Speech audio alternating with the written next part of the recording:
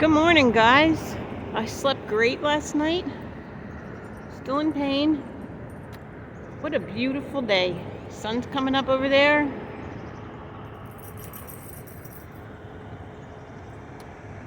Parking lot's full. Bunch of trucks already left.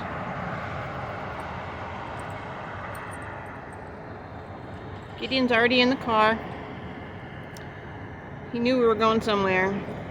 I love when the sunrises reflect off my trailer. Check this one out. Not what I wanted to be parked next to all night. Cattle truck. They just break my heart. But anyway, I'm gonna pack up, get the trailer road worthy, and get back on the road. Well, damn, gas is $4.49 a gallon. Jeez. I topped it off at 60, and that was good to go. I love that sign, the Wicked Taco. And I was at Grandway Travel Center in Gainesville, Texas. Well, I made it a couple hours to Seminole, Oklahoma. I'm at a really small Love's again. Here we are, we're in the back.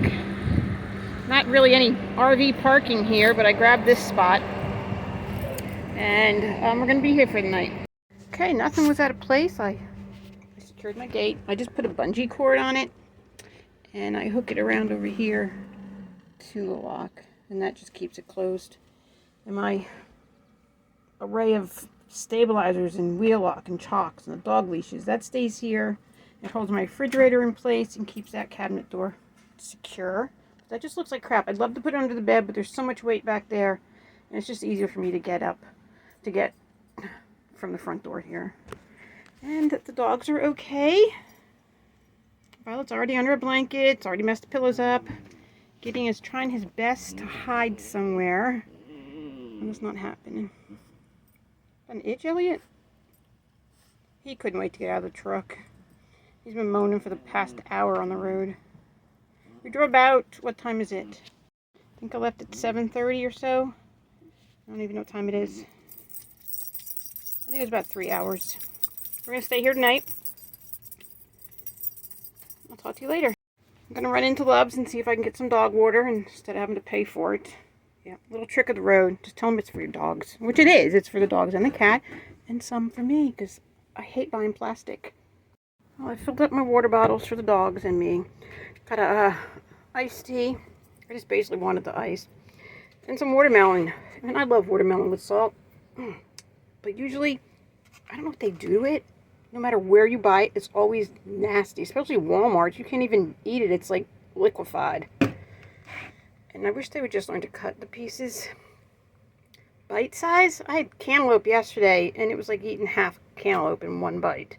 But I'm going to have lunch. Oh, I have one minor disaster here. My hat fell into the cat box, and now it smells like the cat box. So I need to disinfect that, air it out. And I'm going to lay down for a bit. Now that I had all that valve work done, they told me to check my oil constantly because now I'm burning more oil than before. So let's get on it.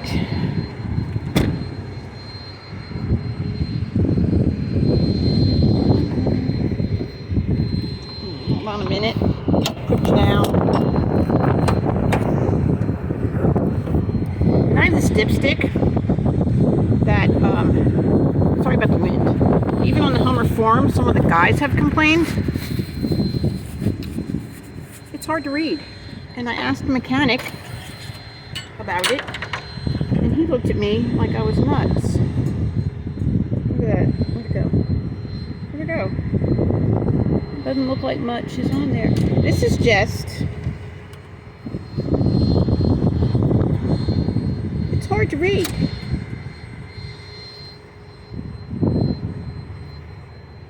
Is that an F and an L? Oh, if it goes the other way. Let's see. Well, apparently I need oil. But, I told him it was so difficult because of all these ridges on it. It was difficult to see if there was oil on it. It just constantly looked wet until you dabbed it, which the paper just wicks it up really quick. And, man, I just walked away and mumbled to my breath, you dipshit.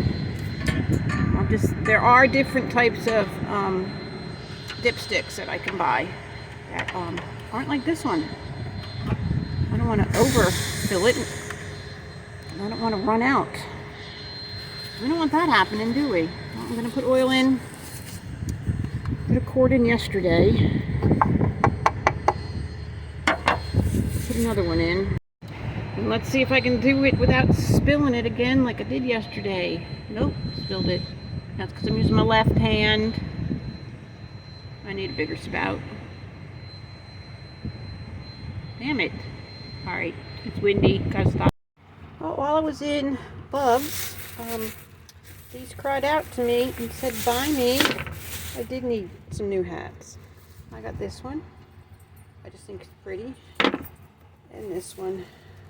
I like this one too. I do not know what it says.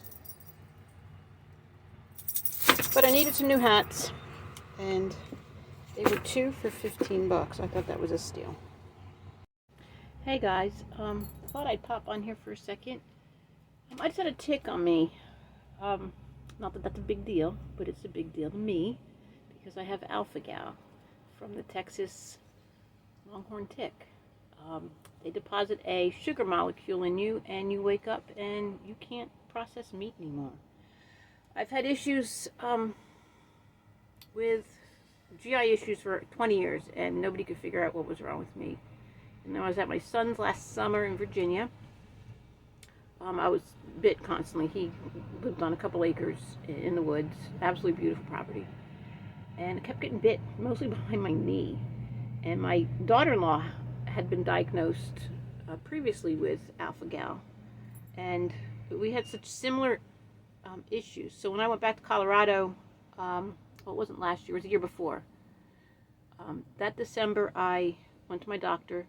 And of course, this is the second time I've had to educate this woman on things, and I wanted an alpha-gal blood test.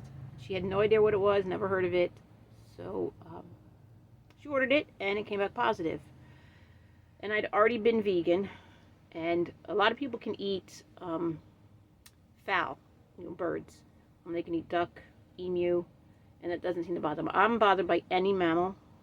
Seafood bothers me, all dairy, and I've been dealing with this for 20 years.